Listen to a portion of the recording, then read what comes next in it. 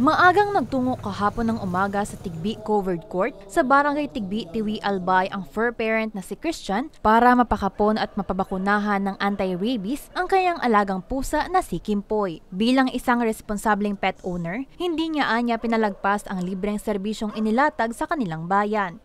Pag nakapon siya, bukod siyang marabas, saka dahil masyado nakakapalahi sa ibang ikos, nagpapadakol, taday man naasikaso kaya.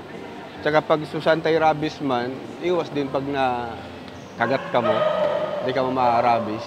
Ipinasuri din sa espesyalista ng fur parents sa Sinagavina at Cristito Simini ng Barangay Putsan, Tiwi ang tumubong bukol sa paa ng alaga nilang asong si Jordan.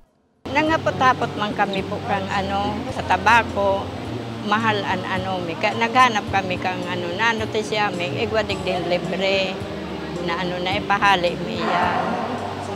Para mapunyan man ang buhay niya, ayaw niya.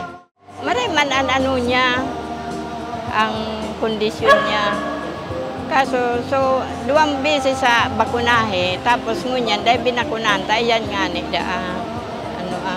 dahil binakunahan. Tapag mahalin na, saka na, supplyan kay Ang veterinary mission na ito ay pinangunahan ng Tiwi Municipal Agriculture Office, katuwang ang Albay Veterinary Office, Tabaco Veterinary Clinic, Bicol Companion Animal Veterinary Practitioner Association, Bicol Vax at Universal Rubina Corporation, Top Breed at Top Cat, kung saan humigit kumulang sa 100 fur babies ang naserbisyuhan. Layunin ng aktibidad na mapabuti ang kalusugan ng mga hayop, gayon din na matiyak ang kaligtasan ng publiko. Ito po ay ginagawa upang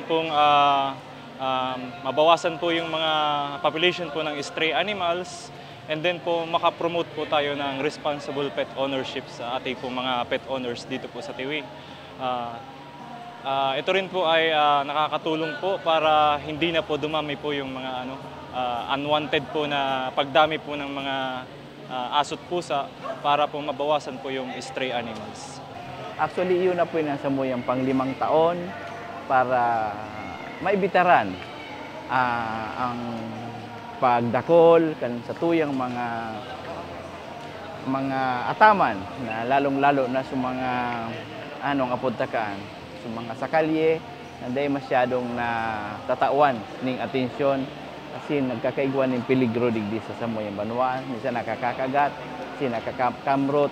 Kasabay ng aktibidad, muli namang ibinahagi ng Albay Veterinary Office sa fur parents ang kahalagahan ng pagpapakapon sa mga alagang hayop at pagpapabakuna. Yung mga registered pets dito sa Tiwi, pwede sila mag-avail ng ganitong services. Siyempre, para maiwasan na yung mga unwanted pregnancies sa mga pets kasi siyempre yan yung goal natin, hindi dumami ng dumami hanggat sa hindi na nila kayang alagaan.